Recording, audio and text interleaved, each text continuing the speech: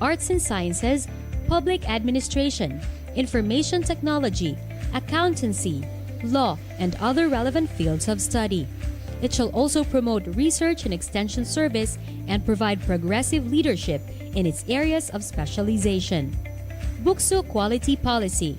Bukidnon State University is committed to produce globally competitive and responsible graduates through excellent instruction, responsive research, sustainable extension, and quality production for the highest satisfaction of its stakeholders. Bukidnon State University. Educate, innovate, lead.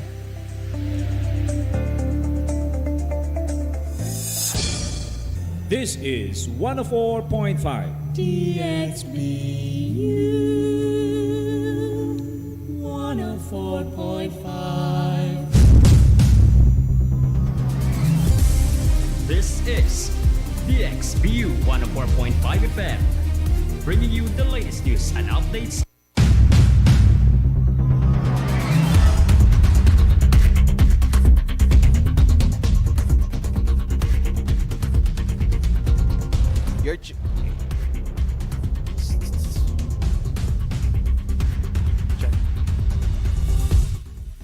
You're tuning in DXBU 104.5 FM, your smart, educational, and community-based FM radio station of Bukidnon State University. Welcome to the program. This is DXBU News Patrol, bringing you the latest news from local, national, and international that matters. Good morning once again. I am Kyle Christian Flores, and today is Friday. It's the 7th day of March 2025.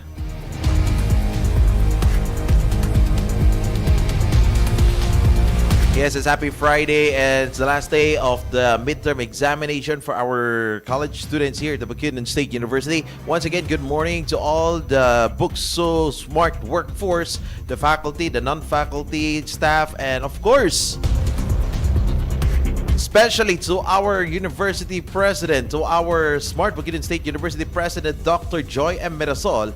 Good morning. And to the Vice President for Research, Extension, and Innovations, Dr. Karina Joan V. Barroso. Vice President for Academic Affairs, Dr. Hazel Jane M. Abuela. Vice President for Administration and Finance, Mr. Dantias Victoria Jr. And Vice President for Culture, Arts, Sports, and Student Affairs, Dr. Lincoln Vitan. And to all the DXBU 104.5 FM, headed by our station manager or the operations manager, Engineer Manuel Chadji Agurob. And to all the DXBU News and Technical team on duty. Taking out on duty today, it's Sir Miguel Luis Aldizo. Sir, good morning. And to the DevCom students and the student volunteers, good luck also to your midterm examinations.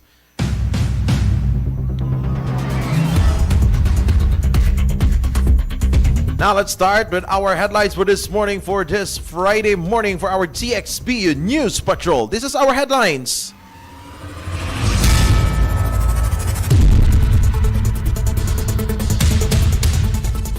For our headlines for this morning, starting off with our local news. DXBU. Malaybalay rolls out new queuing system for faster service. DXBU.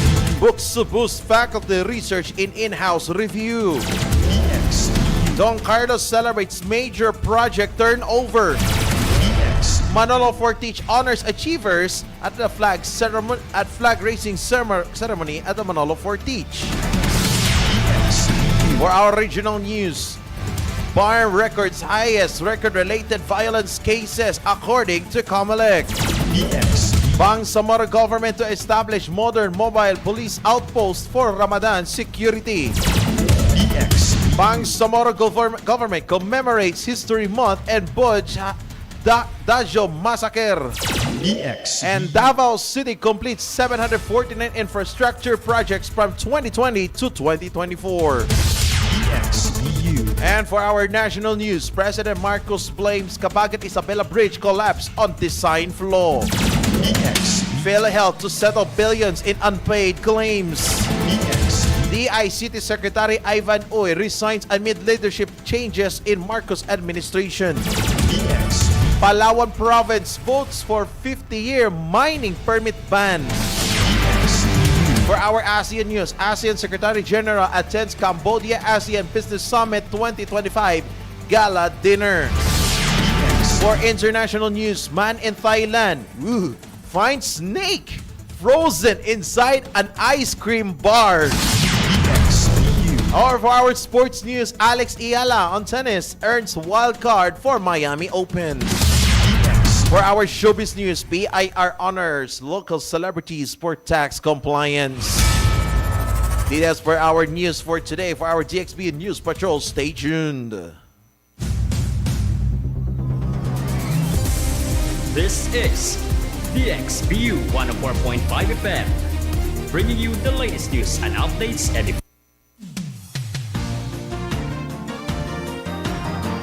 Weather update. Let's start for our details of our news today, starting with our weather update. Based on a weather forecast from BukAsa at 4 p.m. March 7, there is no typhoon or low pressure area within the Philippine Area of Responsibility or PAR. Northern Mindanao is not affected by the northeast monsoon or amihan or the shear line, but it will experience partly cloudy to cloudy skies with isolated rain showers, lightning, and thunderstorms due to the easterlies. The easterlies are the warm winds coming from the Pacific Ocean that bring clouds which may cause rainfall in affected areas. Light to moderate winds from the east to northeast will result in wave heights to 0.6 to 2.5 meters in the seas of northern Mindanao. Here in the province of Bukidnon, including the city of Malaybalay, city of Valencia, and the nearby areas will have partly cloudy to cloudy skies with isolated rain showers or thunderstorms due to easterlies. Light to moderate winds coming from the east to northeast direction will prevail. Possible flash floods and landslides during severe thunderstorms. Here in the Malaybalay City, the minimum temperature recorded 2 a.m. today at 21.2 degrees Celsius and the maximum temperature yesterday at 4 p.m. with 32.3 degrees Celsius. I think we are getting the summer season. We're getting close to a summer season. Maximum related humidity recorded 5 a.m. today with 96% and a minimum relative humidity recorded 2 p.m. yesterday at 53%. Sunrise was at 5:50 in the morning and sunset later at 5:51 in the afternoon. And that's it for our weather update. Now, we'll have a local news here in the province of Bukidnon. bringing you the heartbeat of our community, local news.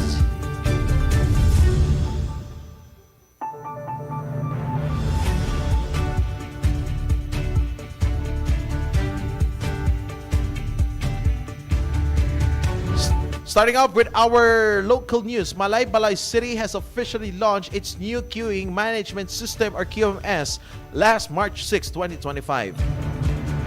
The system, now operational at the City Civil Register Office or CCRO and City Treasurer's Office, aims to improve public service efficiency. Located at the City Treasurer's Office on the first floor of the new City Hall building, the QMS kiosk will manage transactions for both offices, reducing wait times and organizing queues. The initiative, led by the Management Information System Division, head Salik O. Daragina, with support from City Administrator Attorney Ana Marie R. Bergado and Mayor J. Warren G. Pabillaran, marks a significant step towards a more digital and efficient city. BukSU.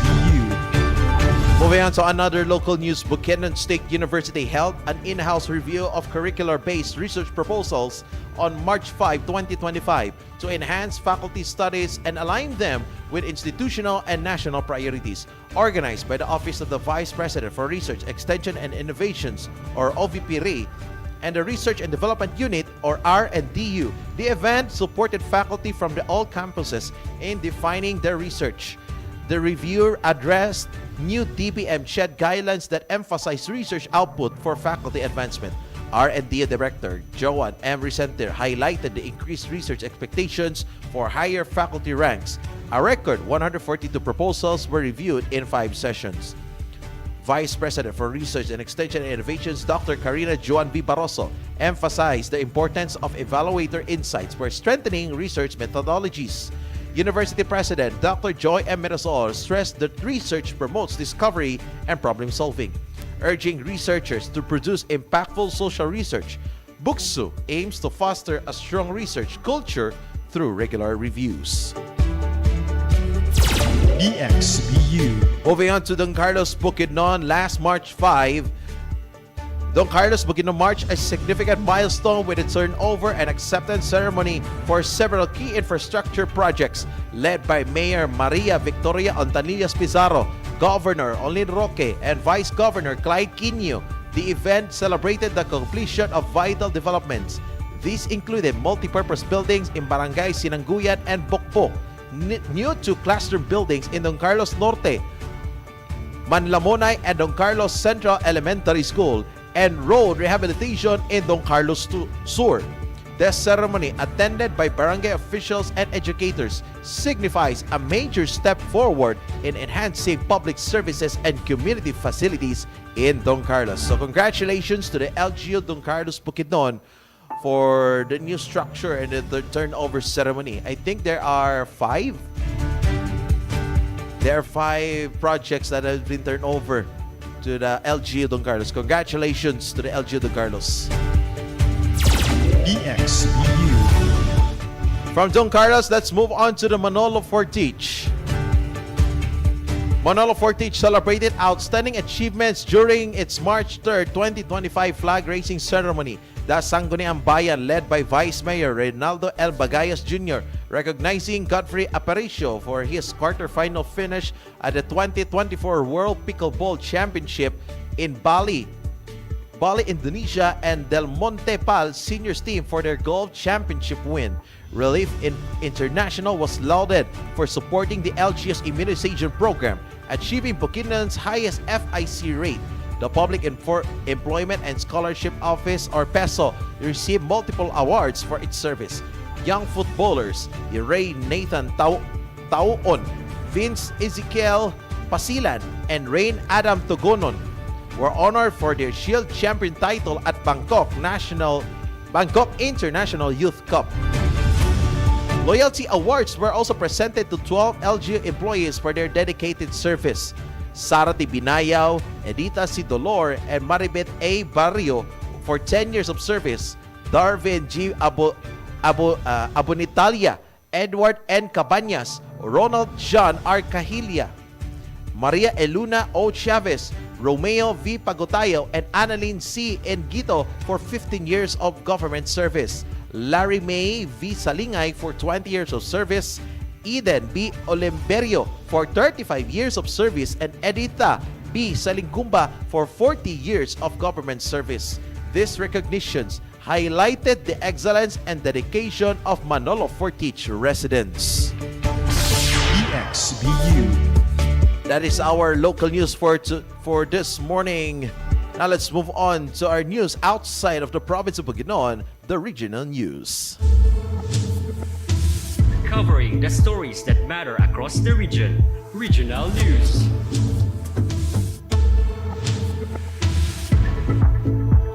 Let's move on to our regional news. The Bangsamoro Autonomous Region in Muslim Mindanao, or BARM, has recorded the number of election-related violence incidents, or ERVs, according to the Commission on Elections, or COMELEC. Based on the data from the Philippine National Police, 29 cases of election-related violence have been recorded as of Monday, with most of these incidents occurring in BARM. COMELEC Chairman George Garcia stated that the figures are based on reported incidents from October 2024 to March 1, 2025. However, the tally of 29 cases does not yet include incidents from Abra and Lumba in Lanao del Sur. Because of this, Garcia sought the assistance of the Philippine National Police to reassess the current situation in BARM and ensure a safe, orderly, and peaceful election which will be held on May 12, 2025. BukSU. Moving on to another regional news. To enhance police presence during the holy month of Ramadan and beyond, the Bangsamoro government, through the Ministry of Public Order and Safety, or MPOS, will establish 4 modern mobile-type police outposts around the city of Cotabato. In an interview on March 5, MPOS Director General Attorney Al-Rashid Balt emphasized that agency's commitment to maintaining peace and security, especially during Ramadan. This initiative is part of the MPOS broader efforts to support the security sector in preventing incidents of unrest. Each unit is equipped with CCTV, air conditioning, monitors, and other essential facilities. The mobile outpost will be stationed at the town plaza near the office of the Chief Minister, Sinsuat Avenue, and another location still under evaluation. Each unit costs 1.3 million pesos and can accommodate 8 personnel with emergency kits. BukSU. Another regional news from Bangsamoro. The Bangsamoro Government Ministry of Public Order and Safety, or MPOS, officially launched the commemoration of Bangsamoro History Month and 119th Boddajo Massacre Anniversary on Thursday, March 6, with the theme Pagkunita sa Nakaraan, Aral ng Kasalukuyan, Daan Tungo sa Mapayapang Kinabukasan. MPOS Minister Jose Munoz led the event at the Sharif Kabunsuan Cultural Complex in Cotabato City, emphasizing the importance of learning from history to achieve lasting peace. The opening program included panel discussions featuring Bangsamoro Human Rights Commission Chairperson Attorney Abdul Rashid P. Kalim, Bangsamoro Information Office Executive Director Amin Andrew Alonto, and MPOS Director General Attorney Al-Rashid El Balt. The commemoration serves as a tribute to the Bangsamoro's history, honoring the struggles and sacrifices of its people while promoting peace and justice for future generations. BukSU. For our last update, for regional news, the Davao City Government, in collaboration with the City Engineering Office, has successfully completed 749 infrastructure projects from the year 2020 to 2024. These city-funded projects include roads, bridges, irrigation systems, canals, buildings, and other essential structures. The yearly breakdown of the completed projects is as follows: 150 structures in 2020, 162 in 2021, 125 in 2022, 146 in 2023, and 157 in 2024. Meanwhile, several projects from 2025 are still ongoing, with the City Engineer's Office striving to complete them on schedule and avoid delays. Additionally, the office is also focusing on developing public service facilities, including the construction of the new sanitary landfill to improve waste management in the city. The local government remains committed to enhancing infrastructure and public services to support the city growth and improve the quality of the life of Davaoeños.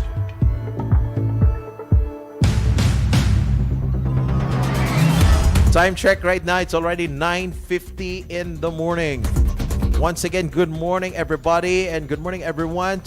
You're still tuning in to the DXBU 104.5 FM, your smart, educational, and community-based FM radio station of Bukidnon State University. This is Kyle Christian Flores for our DXBU News Patrol. We are live on Facebook right now on DXBU 104.5 FM on your Facebook page. Just search and don't forget to like, follow, and share. And also on YouTube. We are also live on YouTube. This DXBU 104.5 FM. So please subscribe to our YouTube channel and of course like, follow, and share so that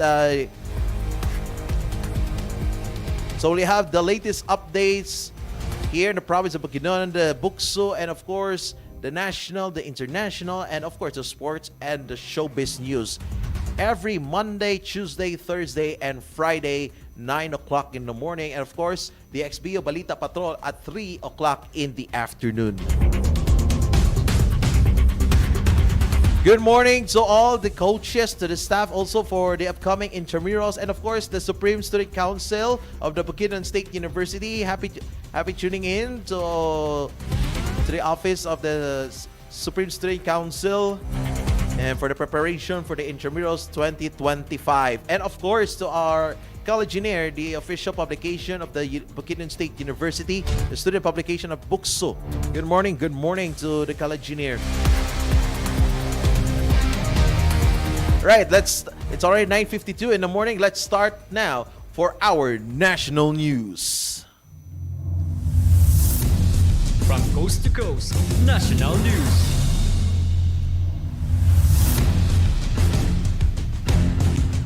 For our national news, President Ferdinand Marcos Jr. on Thursday attributed the collapse of the Cabagan-Santa Maria Bridge to a design flaw, which he said was caused by a reduced budget from previous administrations. The bridge, constructed in 2014 and completed on February 1, 2025, collapsed less than a month later after the 102-ton truck, several others vehicles crossed it. BukSU. Design flaw. It is a design flaw. Mali yung design. Ang history kasi nito, dapat ang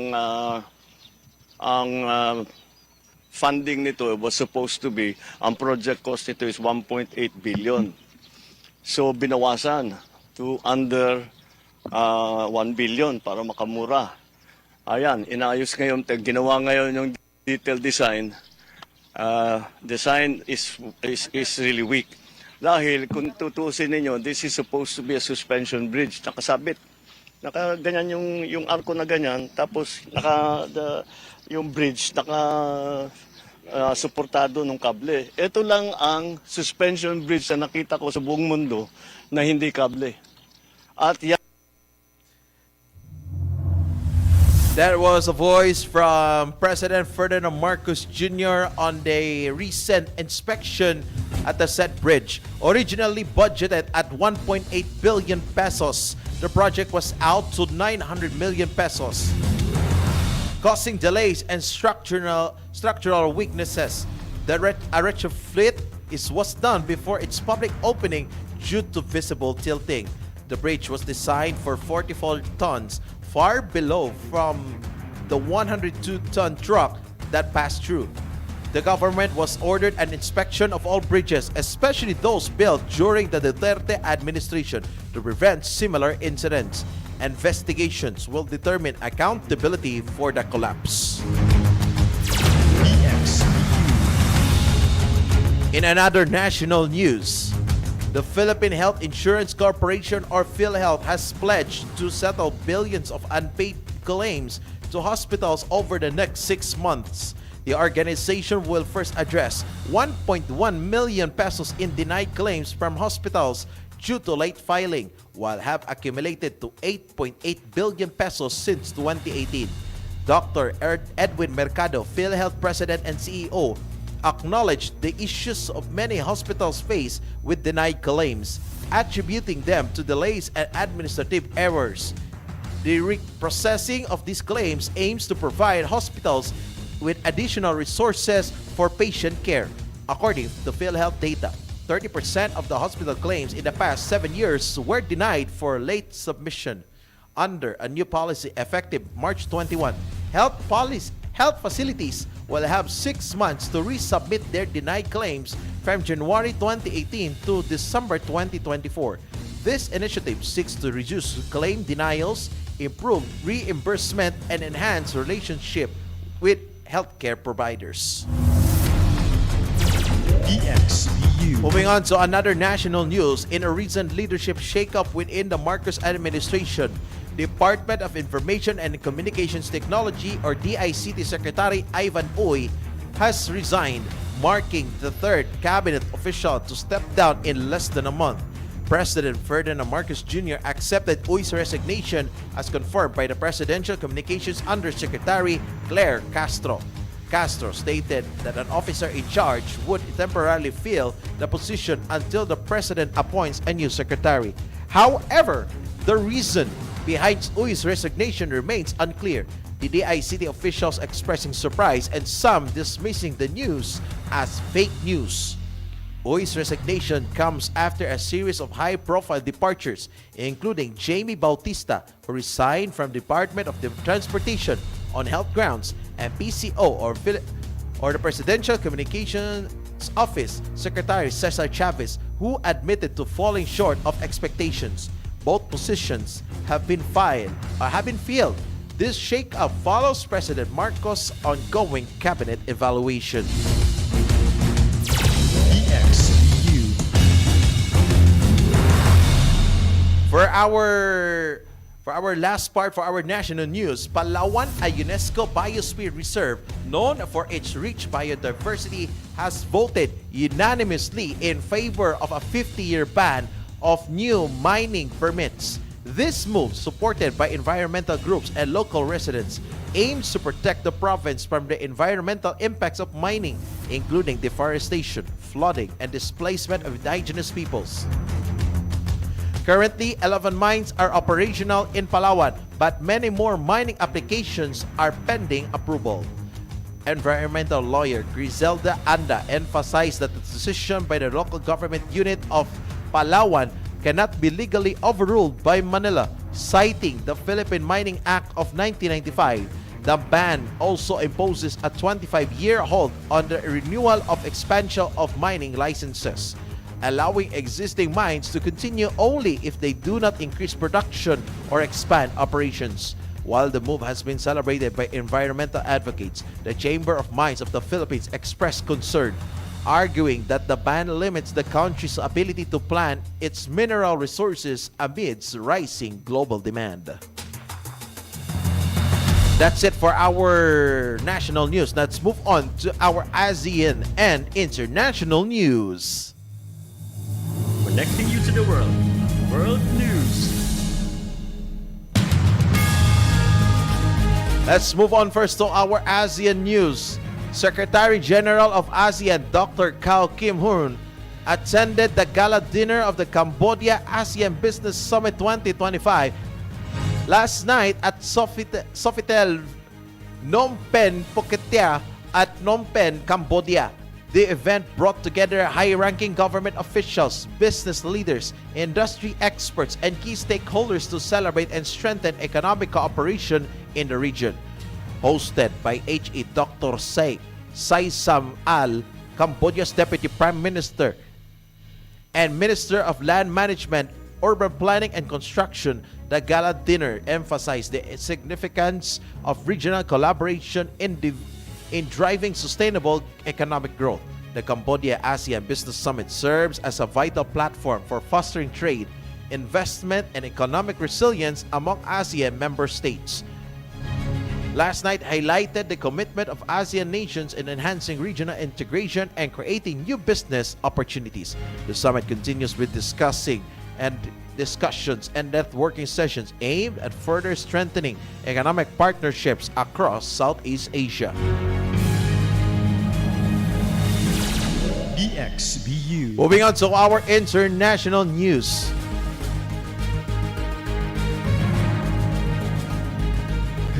It's kind of surprising with this picture. A man in Thailand got an unexpected shock when he unwrapped a black bean ice cream bar only to find a whole frozen snake inside. Yes, you heard it right. A whole frozen snake inside an ice cream. Wow. Rather than panicking, he calmly took photos and uploaded them to Facebook on March 4. The post quickly went viral, amassing 8,400 reactions, 2,400 comments, and 9,100 shares by the evening of March 5. That's me included.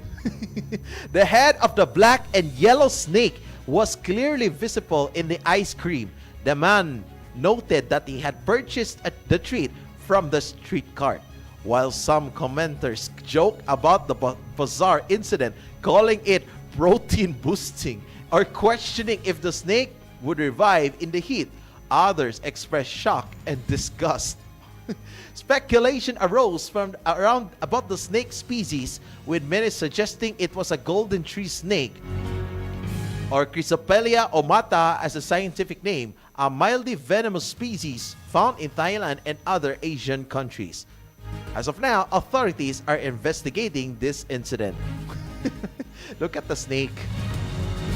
Well, Well, will you dare to eat that one, the ice cream, and instead of ice cream, there is a snake inside? Oh my God. Will you? Oh my goodness. Now let's move on to our sports news. All the action, all the scores. Sports news. For our sports news, good news, Filipina tennis sensation Alex Ayala is set to compete once again at the Miami Open after receiving a wild card entry from the Women's Tennis Association or WTA.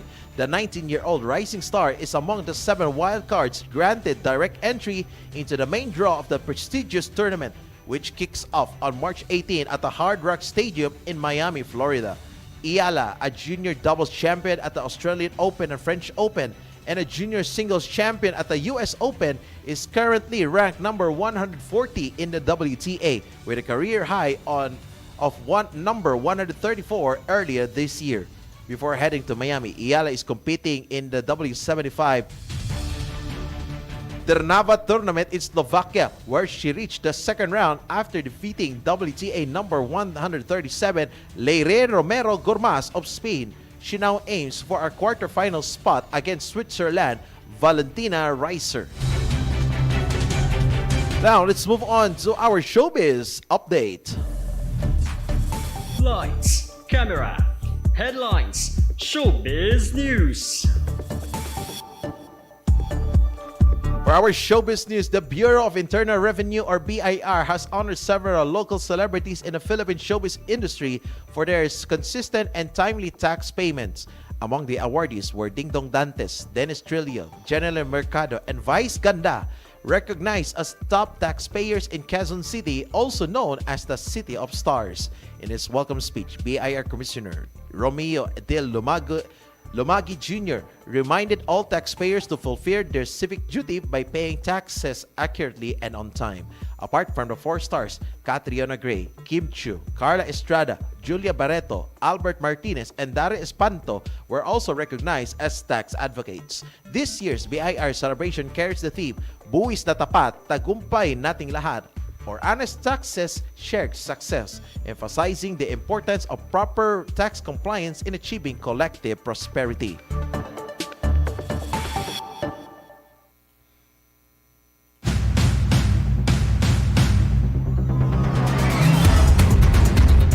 So don't forget to all the taxpayers to pay your tax on time and accurate, okay? And of course, I'm not recovered with the international news, and surprisingly that was a snake in the ice cream. And according to the news, it was the man who posted that picture. He bought it in a street vendor, so it's not a manufacturer by a ice cream factory. So I think that is made by hand, but it's very surprising. Why a snake? Well, according to I don't know if it is already frozen dead or it's alive. I don't know what, but currently the authorities still investigating on that incident. If I may answer that question, do I dare to eat that ice cream? I don't think so. I am scared of poisonous snakes, to be honest with you.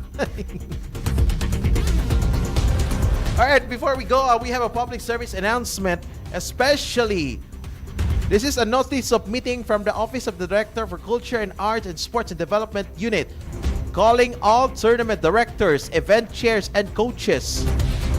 There will be a solidarity meeting for the Intramurals 2025. Please be informed that we will have a solidarity meeting for the Intramurals 2025 today, March 7, 2 p.m. at the Elementary Laboratory School Quadrangle or ELS Quadrangle here at Bukidnon State University. The agenda are the following: guidelines and schedule of games and other matters. Please attend. Your attendance is highly appreciated. Thank you very much. Again, tournament directors, event chairs, and coaches of all the colleges here and who will participate in the Intramurals 2025. There will be a solidarity meeting on March 7 today, this afternoon, 2 p.m. at the ELS Quadrangle here at Bukidnon State University. So please come on time. Your attendance is highly appreciated. Thank you very much. From Director Dr. Marie Daphne P. Silvestre, the Director of the BukSU-dxBU.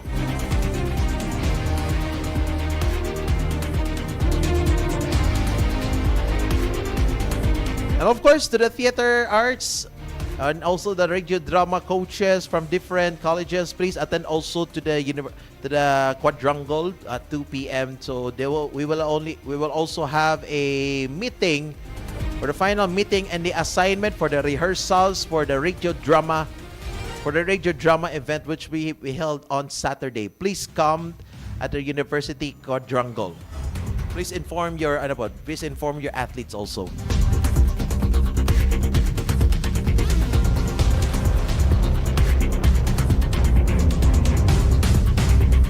That'll be our news today for our DXBU News Patrol this Friday, March 7, 2025. We would like to thank the following, especially to our smart Bukidnon State University President, Dr. Joy M. Mirasol, Vice President for Research, Extension, and Innovation, Dr. Karina Joan V. Barroso, Vice President for Academic Affairs, Dr. Hazel Jane M. Abuela, Vice President for Administration and Finance, Mr. Dante S. Victoria Jr., and Vice President for Culture, Arts, Sports, and Student Affairs, Dr. Lincoln V. Tan.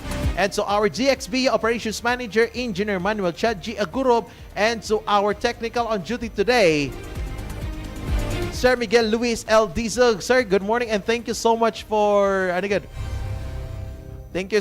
assistance. And of course, so our DevCon student newscasters, student volunteers are still currently taking up their midterm examinations. This is your Kyle Christian Flores for DXB News Patrol. Good morning, Bukidnon. Good morning, Malaybalay City, Mahayda Masulon, Inyo Alan. God bless us all. This is BukSU 104.5 FM, bringing you the latest news and updates. This is 104.5 DXB.